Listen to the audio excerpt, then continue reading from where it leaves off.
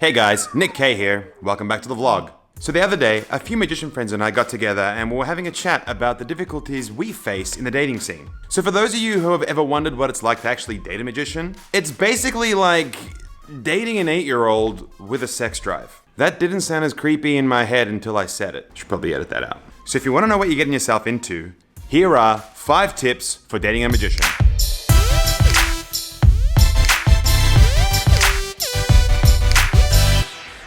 Tip number 1. Our brains work at right angles. All good magicians get their inspiration from the world around them, which is why mid-conversation, our brains will just take a square right and we'll start thinking about magic. For example, the other day, a friend of mine admitted while on a date, mid-conversation, inspiration struck. And he was like, I have to write this down before I forget. And because they used up all the napkins while they were eating, he had to rush over to reception and he grabbed a complaint form and then wrote his idea on the back of that. In his defense, it was a pretty sweet idea. So magicians are kind of like the dog from Up. He made me this collar so that I may talk. Squirrel! We know we're not perfect, and this is definitely something you guys are gonna have to tolerate if you're gonna date one of us. Tip number 2. Wave goodbye to romantic weekends. If you're the type of person that has a 9-to-5 job and then thinks to yourself, oh, I can't wait for the weekend so I can spend it with my magical partner and we can go and dine at my annoying friend's house, forget about it.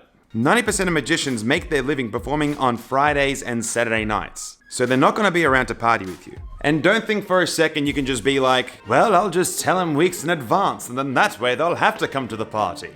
It's not going to happen. Not only is your magical partner going to be upset that they're not earning a living that night, they're going to be upset that they have to even spend money that weekend. The best way to deal with it is this. Invite them to the party and just tell them, we're going to the local for Jimmy's 40th and maybe after your gig, why don't you swing by and try and catch up with us? I guarantee, not only will they be there, but they'll have their magic show with them. And they would gladly perform as a gift for you and all your friends. Because magicians are cheap. Hashtag friendattainment.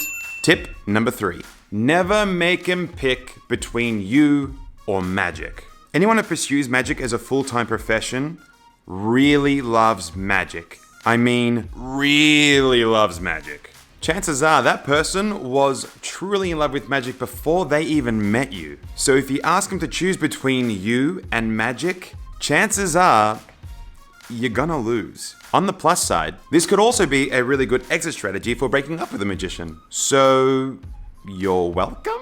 Tip number 4. Do not become their assistant. It was Carol Roy, wife and assistant to Marvin Roy, aka Mr. Electric, who asked the question, why do magicians marry their assistants? Is it love? Passion? Happiness? Wrong. The answer is, magicians marry their assistants so they don't have to pay them. It's a whole cashback scheme. So get a real job, like a banker. My mum thinks I'm a banker.